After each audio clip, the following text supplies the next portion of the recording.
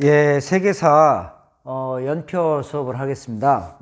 마지막 정리니까 아주 간략간략하게만 하고 넘어갈게요. 먼저 기원전 8세기부터 기원 전후까지 서양서부터 동양서까지 한번 쭉 훑어볼게요. 먼저 서양서에서는 기원전 8세기부터 기원 전후까지가 그리스 역사입니다. 헬레니즘 시대까지가 전부 다 포함이죠. 보통 그리스 역사를 이야기할 때 8세기 이전을 이제 신화의 역사입니다. 그 다음에 12세기까지가 이제 신화의 역사고 12세기부터 8세기까지가 암흑기 이렇게 하는데 우리가 구체적으로 다루는 거는 8세기 이후 폴리스가 등장하면서부터 다루죠.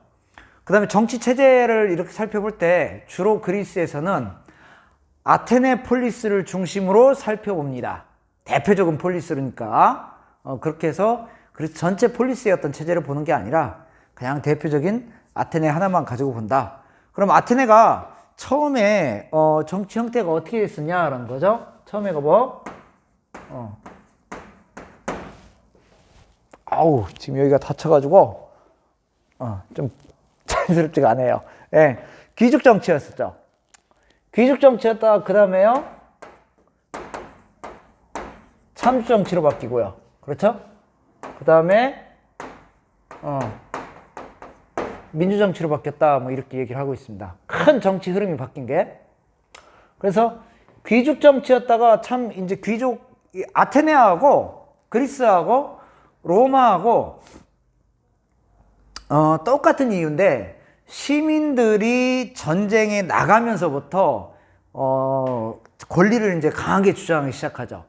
즉 이 폴리스를 이 로마를 지킨 거는 우리 시민들인데 왜 너네들 귀족 일부 귀족만이 권력을 다 쥐고 있냐라고 해서 거기서부터 시민들의 권한이 점점 커집니다. 그래서 귀족 정치에서 시민과 귀족 간의 갈등을 조정하려고 했던 사람이 솔론이 나타나죠. 솔론을 갖다가 조정자라고 이렇게 칭하기도 하고, 또 솔론은 재산 정도에 따라서 참정권을 다르게 하자 그래서 금권 정치를 주장했다라고도 얘기하는데 결론은 받아들이지는 않습니다. 그래서 실패하죠. 그 다음에 이제 그 참주 정치가 나오죠. 참주 정치의 아주 대명사로 나온 게 페이시스트라토스. 페이시스트라토스의 참주 정치가 나오고요. 그 다음에 페이시스트라토스의 참주 정치를 지나서 나오는 게 민주 정치죠. 민주 정치에서 제일 첫 번째로 이제 중요하다라고 하는 게 클레이스테네스. 클레이스테네스 하면은 아테네에 부족들이 좀 막 혼재되어 있던 거를 부족제를 좀 개편했다. 10개의 구역으로.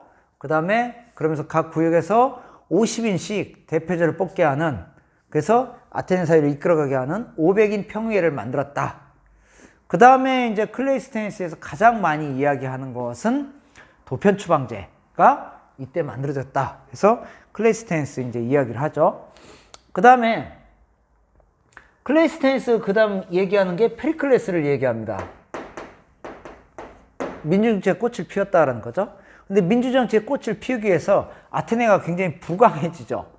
부강해진 그 사건이 됐던 것이 페르시아 아테네 전쟁이죠. 뭐 아테네 페르시아 전쟁이라고 하기도 하고요. 그래서 이 전쟁에서 승리하면서 페르시아가 아테네가 굉장히 부강해지고, 그 다음에 이때 이제 이 전쟁을 겪으면서 델로스 동맹을 맺죠. 그 델로스 동맹의 맹주가 아테네였고, 그러면서 그거를 바탕으로 페리클레스 시대에 거의 전성기를 구가했다. 페리클레스 시대 같으면은 가장 이제 대표적인 게 공직을 추첨회에서 공직에 나갔다. 근데 가난한 사람이 추첨회에서 공직에 나갈 경우에 자기 집안을 보살펴야 되는데, 그러니까 집의 경제적인 문제에 걱정 없이 공직에 전념할 수 있도록 수당을 지급하는 거, 이런 것들이 이때 확정이 됐다라고 이렇게 얘기를 하고 있죠. 근데 페리클레스가 지나고 나면 또 이제 전쟁이 있죠. 그래서 페리클레스 때 앞, 뒤로 전쟁이 있어요. 앞에 있는 게 페르시아 아테네 전쟁이고요. 뒤에 있는 게 펠로폰네소스 전쟁이죠. 그래서 이때가 최고 전성기. 페르시아 아테네 전쟁, 페르시아 가서 좀 얘기는 할 수 있을 것 같은데 페르시아 왕 두 사람을 좀 구분해야 되죠. 그래서 1차하고 2차 침입 때 온 것이 다리우스 1세. 페르시아 그 황제 중에서, 왕 중에서 가장 우리가 중요하다라고 이야기 꼽는 게 이제 다리우스 1세죠. 그 다음에 3차 침입에는 크세르크세스. 이렇게 그건 좀 구분할 수 있으면 좋고요. 그 다음에 그냥 여기서 할까요? 나중에 페르시아에서 할까 생각 중이었는데 조금만 살펴보면은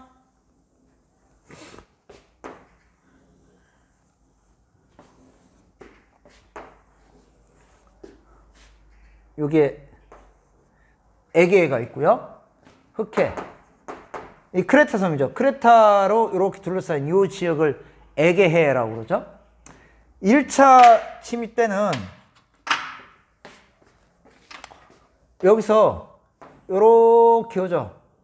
여기를 건너가지고 그러니까 육군이 요렇게 와요. 아니 육군도 요렇게 오고 바다를 통해서 요렇게 해군이 같이 와요. 해군이 같이 왔다. 여기에서 난파당하죠.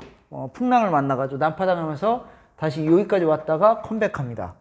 그 다음에 2차 전투 때는 여기 에게에 있는 이 섬들을 징검다리 삼아서 이렇게 바로 오죠. 바로 와가지고 이쪽 마라톤에서 전투가 있습니다. 그러니까 2차 전투는 마라톤 이렇게 하시면 되고요. 3차 전투는 3차 침입은 육군 이쪽으로 가고 해군 이쪽으로 가요. 가면서 이쪽에 이제 반도가 이렇게 있는데 여기에서 난파당하니까 요로 들어가는데 굉장히 험하거든요.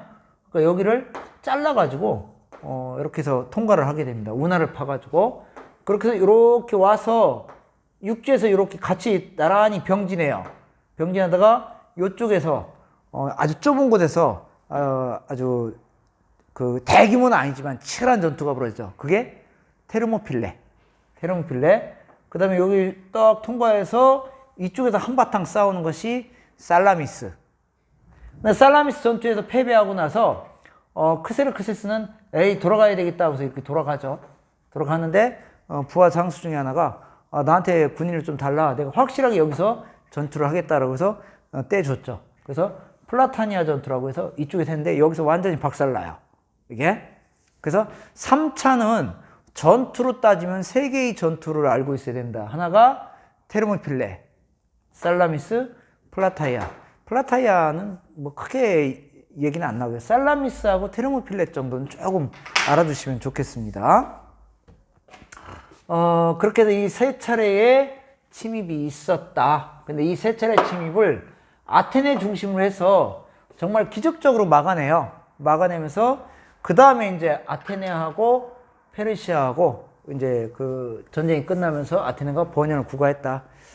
조금 번외 얘기로 아테네가 그 다음에 수군을 보내서 페르시아랑 한판 붙으려고 했다가 서로 조약을 맺었다 해서 칼리아스 조약이라는 게 있는데 칼리아스 조약이 진짜냐 가짜냐가 아직도 논의가 돼요. 논란이 되기 때문에 교과서에서는 안 나옵니다. 그냥 페르시아 아테네 전쟁 이후에 최고의 전성기를 구가했던 것이 페리클레스다. 그 다음에 페리클레스 막판에 이제 터지는 것이 펠로폰네소스 전쟁이에요. 펠로폰네소스 전쟁은 어디와? 아테네 중심의 델로스 동맹하고 펠로폰네소스 반도에 있던 그리스 남쪽에 이렇게 있는 반도, 이게 펠로폰네소스 반도인데 이게 한복판에 있는 게 스파르타죠. 그래서 펠로폰네소스 반도에 있는 스파르타하고의 한판 싸움인데 이 싸움에서 이 싸움 도중에 이제 페리클레스는 죽고요. 그래서 이 싸움이 꽤 길게 되는데 여기에서 스파르타가 이기죠. 그 다음에 이제 이 그리스 세계 전체의 패권을 장악하는 것은 테베. 그래서 여기에서부터 여기까지는 전부 다 아테네 역사입니다. 그냥 아테네 역사만 우리가 배우고 있다라고 생각하시면 돼요. 그 다음에 테베가 잠깐 정권을 잡았다가 누구요? 마케도니아. 여기서 실컷 싸우고 있는 사이에 위쪽입니다. 위쪽. 그렇죠? 그리스에서는 약간 야만인. 이렇게 쟤네들은 우리 헬렌의 자손이 아니야. 이러면서 이렇게 했던 이 얘네에 의해서 여기가 다 정복당하죠. 그게 필리포스 2세. 필리포스 2세의 아들이 우리가 잘 알고 있는 알렉산드로스죠. 이게. 그래서 한 대략 여기까지 하면은 한 4세기 정도까지 돼요. 기원전 4세기. 이게. 그 다음에 기원전 이제 4세기부터 저기 기원 전후까지 요 시기, 약 300년간의 시기를 우리가 헬레니즘 시대다라고 얘기를 하죠. 헬레니즘 시대. 헬레니즘 시대는 뭐예요? 알렉산드로스가 저기 이 그리스 세계 다 정복하고 여기 저기 뭐야 페르시아 정복하고 저기 인도에 인더스강 유역까지 쫙 정복했던 시기. 요게 알렉산드로스 제국 시기. 그렇게 정복하고 나서 알렉산더는 바로 죽죠. 바로 죽은 다음에 어떻게 된다? 제국이 쪼개진다라는 얘기죠. 그래서 제국이 쪼개져 가지고 요쪽에 이제 시리아, 여기 이집트, 그렇죠? 그렇게 하고 이쪽에 이제 박트리아, 이제 파르티아 이렇게 해가지고 막 등장을 하죠. 그다음에 여기에는 이제 그 페르가몬이라든지 몇몇 그것들인데 이제 우리 교과서에는 그걸 생략하고 있습니다. 그래서 우리는 다만 여기서 이제 중시하는 거는 이집트. 요거는 이제 이집트하고 이쪽에 대해서는 서아시아 8세기까지 기원전 8세기부터 여기까지 정리할 때 그때 이야기하기로 하겠습니다. 그래서 요 정도가 그리스 시기, 기원전 8세기에서부터 언제까지요? 기원 전후 시기까지가 대략 이렇게 된다. 그 다음에 로마 볼게요. 사실 그리스가 이렇게 팽창한 사이에 로마도 이렇게 팽창합니다. 이게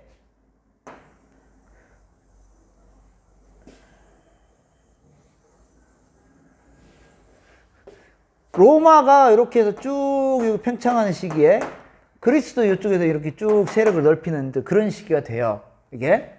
그래서 로마도 기원전 8세기 정도, 짧게 보면 6세기 요 정도부터 이제 역사가 시작되거든요. 본격적인 역사가. 그래서 그리스랑 같이 발전한 거다. 그리스 다음에 그리스 끝나고 나서 로마가 나온 게 아니고요. 그래서 로마는 우리가 이야기할 때 왕정, 그렇죠? 그 다음에 공화정, 그 다음에 제정 이렇게 넘어가죠. 제정은 황제정치죠. 근데 주로 기원전 8세기에서부터 기원 전후 시기까지 요 시기에 해당하는 것은 전부 다 공화정 이야기입니다. 그 다음부터는 이제 제정으로 넘어가는 거고요. 이게. 그래서 공화정 하면은 로마 공화정의 핵심은 집정관하고 원로원이죠. 집정관, 콘술이라고 해서 두 사람이 있다고 그랬습니다. 그래서 요게 공화정의 핵심인데 요건 당연히 귀족들이 장악하고 있었다. 그런데 로마도 전쟁터에 나갔을 때 시민들이 나가게 되죠. 사실 이게를 읽어보면은 로마도 그렇고 그리스도 그렇고요. 처음부터 시민들이 이렇게 나가질 않습니다. 그러니까 그리스 같은 경우에도 노예를 데리고 나가요. 근데 노예는 뭐 하냐면은 각종 먹을 거를 날른다든지 아니면은 주인의 창이나 뭐 무기 같은 걸 이렇게 지고 가요. 주인은 좀 편한 상태로 가고 또 주인이 직접 가져가기도 하고 그랬다가 싸움터에 되면은 이걸 가지고 직접 나가서 싸우죠. 이게 싸우는 거는 노예들이 나가는 게 아니고 이 시민들이 나갑니다. 그러면서 이제 시민들이 그 권한이 이제 점점 세질 수밖에 없죠. 그 다음에 로마나 그리스나 싸우는 형태는 중장보병이죠. 이렇게 쫙 무장하고 그 다음에 사각형으로 딱 해서 쭉 돌진하는 형태, 그런 형태를 쓰고 있습니다. 그래서 로마의 이 공화정 시기에 시민권이 확대된 시기가 어떤 시기하고 정확히 일치하냐면은 이 도시국가 로마가 이탈리아 반도 전체를 이렇게 장악하는 시기하고 이 시민들이 권한이 이거 점점 커지는 시기하고 아주 똑같이 일치합니다. 그래서 맨 처음에 시민들의 그 권한을 대변할 수 있는 거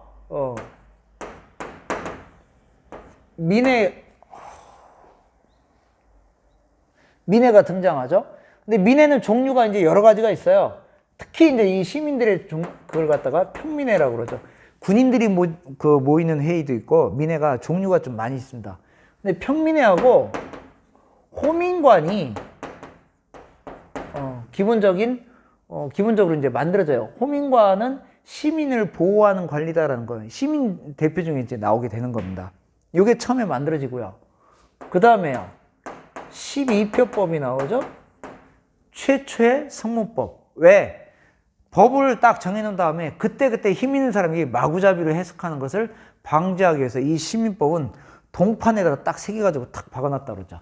그러니까 최초의 성문법이다라고 얘기를 합니다. 그 다음에 리키니우스법.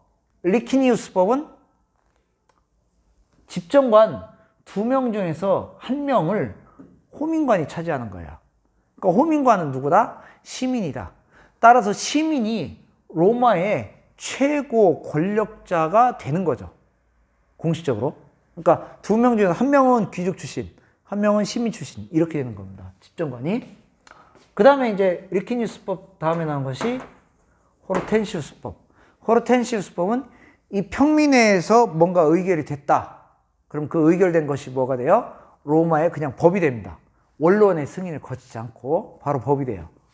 그래서 로마의 평민권의 신장은 바로 이 법을 통해서 점점 확대해 나갔다는 것의 특징인데, 이 확대해 나간 시기가 바로 로마가 이탈리아 반도로 이렇게 통일해 간 그 시기하고 정확히 일치합니다.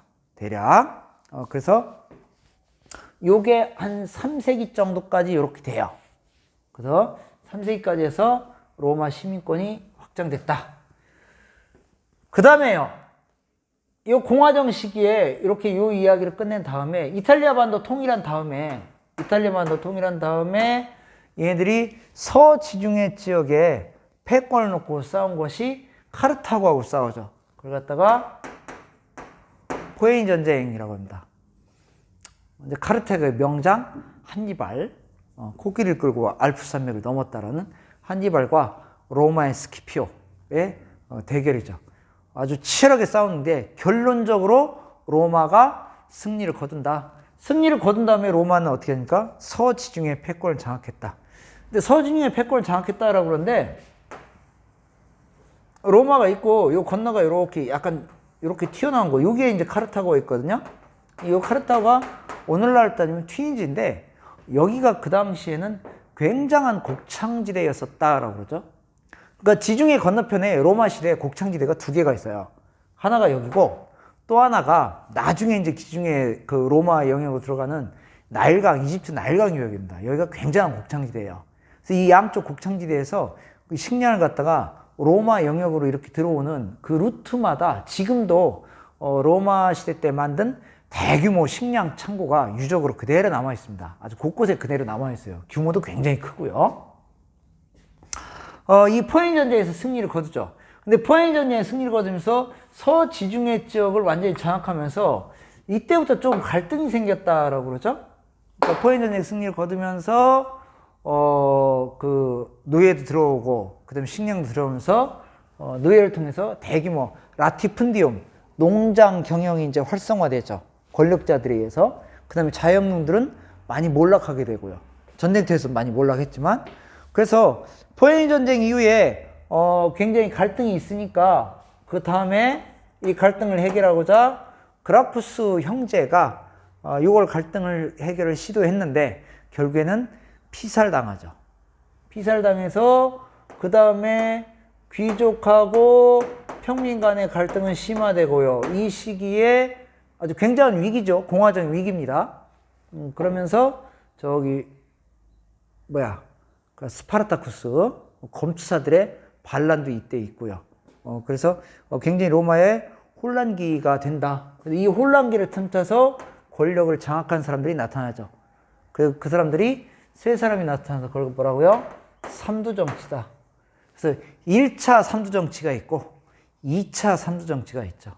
그래서 1차 삼두정치를 장악했던 사람은 카이사르, 2차 삼두정치를 장악했던 사람은 옥타비아누스, 1, 2차 삼두정치를 거쳐서 최종적으로 이제 권력을 장악하는 것이 옥타비아누스죠. 그러면서 옥타비아누스 때부터 재정으로 들어가죠. 그 다음에 이제 2차 삼두정치 옥타비아누스 때 어떤 일이 벌어집니까? 이집트로 도망갔던 안토니우스 클레오파트라 그쪽 군대하고 싸워서 승리를 거두면서 동지중해까지 로마가 차지하고, 그 다음에 이쪽 아나톨리아 반도라 이런 쪽을 완전히 손에 넣게 되죠.